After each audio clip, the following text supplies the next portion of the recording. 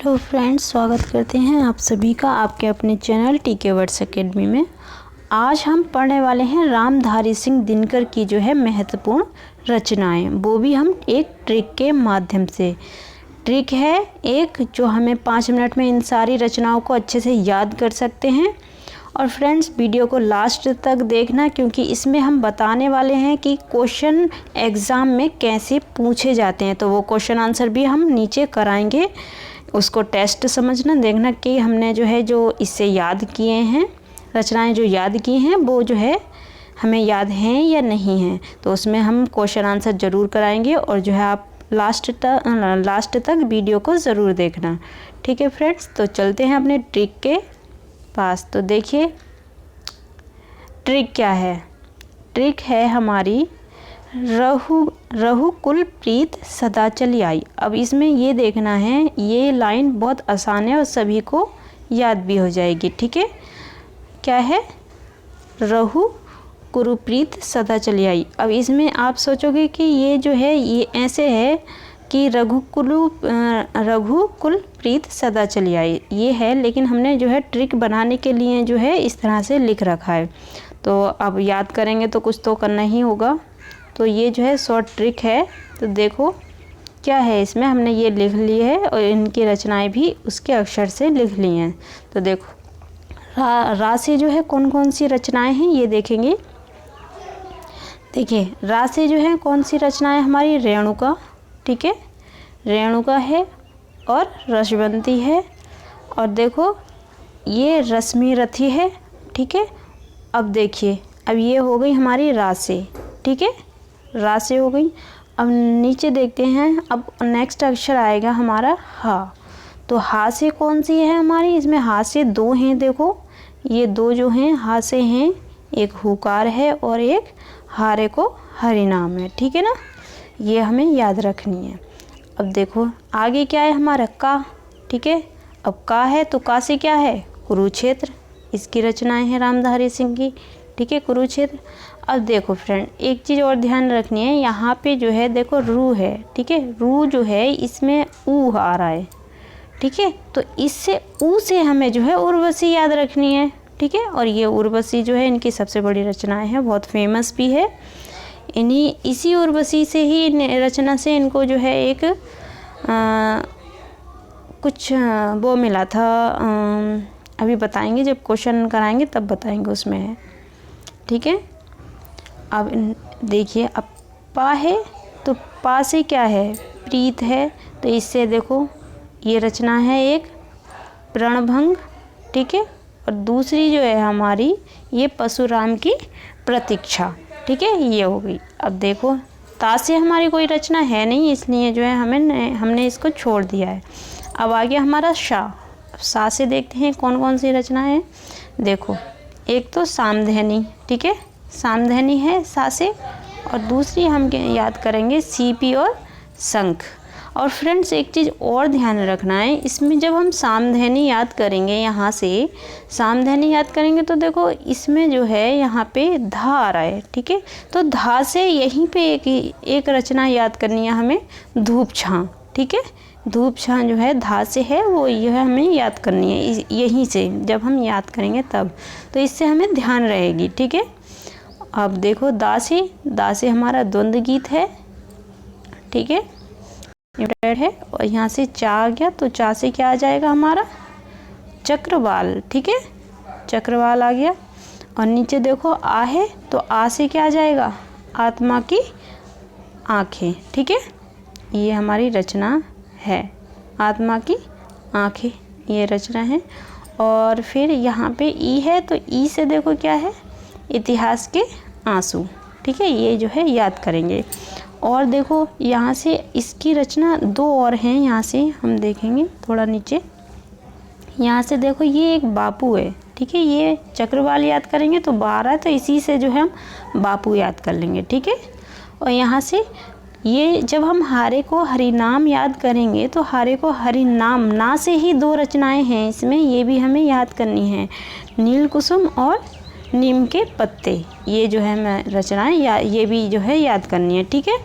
अब हम क्या है, अब हम क्वेश्चन आंसर करते हैं, कि हमें एग्ज़ाम में किस तरह से क्वेश्चन पूछे जाते हैं, ये हमें ध्यान रखना है। ठीक है, तो हम नीचे चलते हैं, देखते हैं क्वेश्चन। ये तो पहला क्वेश्चन क्या है, इसमें पहला क्वेश्चन दे रखा है दिनकर जी को किस रचना के लिए ज्ञानपीठ पुरस्कार मिला। देखो ज्ञानपीठ पुरस्कार जो है, जब मैं उस टाइम पे बता रही थी कि वो जो है पुरस्कार मिला था कौन सी रचना के लिए, उर्वशी के लिए। ठीक है, उस टाइम में याद नहीं आ रहा था, उर्वशी रचना के लिए जो है ज्ञानपीठ पुरस्कार मिला था, याद रखिए। नेक्स्ट क्वेश्चन है देखो कि दिनकर जी के किस ग्रंथ को साहित्य अकादमी पुरस्कार से सम्मानित किया गया। इम्पोर्टेंट क्वेश्चन है, ठीक है, ये याद रखेंगे। तो ये जो रचना थी हमारी, ये ऑप्शन नंबर डी हो जाएगा, संस्कृत के 4 अध्याय। इम्पोर्टेंट है, ये देखो शायद उसमें है भी नहीं, लेकिन इसकी एक रचना है ये संस्कृत के 4 अध्याय, तो इस पर जो है इसको अकादमी का पुरस्कार मिला था। ठीक है, ये याद रखेंगे। नेक्स्ट क्वेश्चन देखते हैं, हिमालय का संदेश शीर्षक कविता किसकी रचना है। तो ये जो है हमारी रामधारी सिंह दिनकर जी की रचना है, ऑप्शन नंबर सी सही हो जाएगा। ठीक है, तो नेक्स्ट क्वेश्चन है हमारा, देखो रामधारी सिंह दिनकर का जन्म कहाँ हुआ था। तो उनका जन्म जो है कहाँ पे हुआ था, ये भी हमें याद रखना है। देखो ऑप्शन नंबर सी सही हो जाएगा, सिमरिया और बेगूसराय में इनका जो है जन्म यह हुआ था, ये याद रखेंगे। ठीक है, नेक्स्ट क्वेश्चन है धाराओं का समाधान कहाँ मिलता है। तो देखो धाराओं का समाधान कहाँ मिलता है, ये याद रखेंगे, ये जो है संगम। ठीक है, आंसर नंबर बी सही हो जाएगा, संगम ऑप्शन हो जाएगा हमारा सही। नेक्स्ट क्वेश्चन है देखो रामधारी सिंह दिनकर की सर्वश्रेष्ठ रचना कौन सी है। मोस्ट इम्पोर्टेंट क्वेश्चन है ये। देखो दे तो रखी होंगी सारी रचनाएं, सभी दे रखी होंगी, किसी में कोई सी दे रखी हो, अब इसमें देखो सारी दे रखी हैं। अब आपको ये कन्फ्यूज़न रहेगा यार सारी तो रामधारी सिंह दिनकर की हैं, लेकिन इसमें सर्वश्रेष्ठ कौन सी है ना, ये जो है सर्वश्रेष्ठ कौन सी है हमें ये नहीं पता होगा।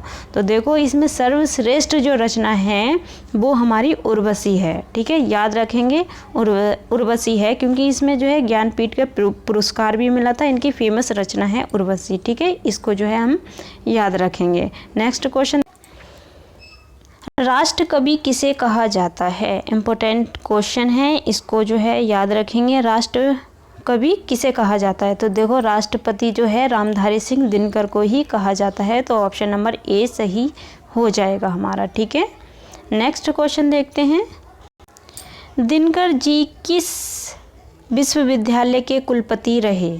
तो ये जो है किस विद्यालय के कुलपति रहे थे, याद रखेंगे भागलपुर विश्वविद्यालय के ये कुलपति रहे थे, ऑप्शन नंबर डी सही हो जाएगा। नेक्स्ट क्वेश्चन देखते हैं, ये क्वेश्चन इंपॉर्टेंट है। देखो दिनकर जी की पहली कविता कब प्रकाशित हुई थी। तो देखो जो पहली कविता थी उनकी जो है 1925 में जो है प्रकाशित हुई थी, याद रखेंगे। ठीक है, नेक्स्ट क्वेश्चन है आत्म उदय की भूमि क्या है। ठीक है, तो आंसर इसका क्या हो जाएगा, याद रखेंगे, ये जो है ऑप्शन नंबर ए सही हो जाएगा, भारत। ठीक है, क्या है क्वेश्चन, क्या है आत्म उदय की भूमि क्या है, तो भारत आंसर। देखिए ये क्वेश्चन मोस्ट इम्पोर्टेंट है। ठीक है, याद रखेंगे। देखो क्या है इसमें, वृथा मतलब भारत का नाम किस कविता की पहली पंक्ति है। अब ये देखो किस कविता की पहली पंक्ति है, तो देखो हिमालय का संदेश, ऑप्शन नंबर सी सही हो जाएगा, हिमालय का संदेश, याद रखेंगे, इम्पोर्टेंट है। नेक्स्ट क्वेश्चन है रामधारी सिंह दिनकर ने कौन सी कविता लिखी। कौन सी कविता लिखी थी भाई, सबको पता होगा, हिमालय का संदेश।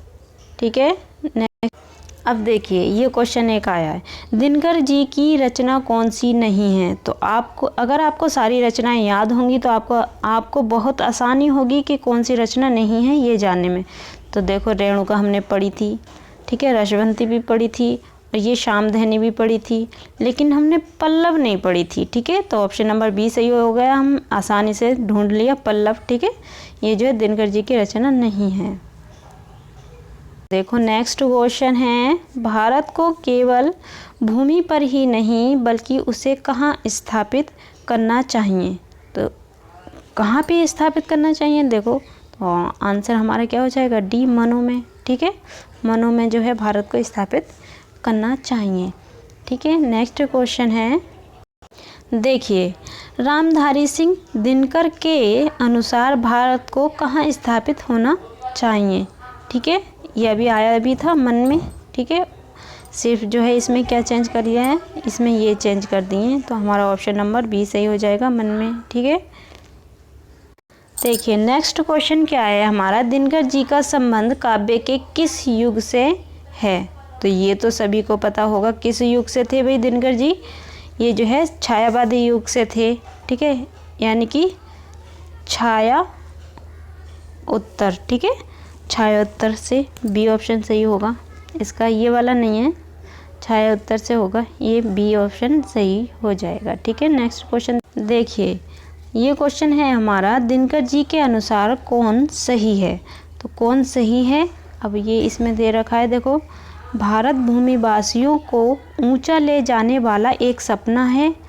अब दूसरा क्या है, भारत स्वर्ग को भूमि पर लाने वाला एक विचार है।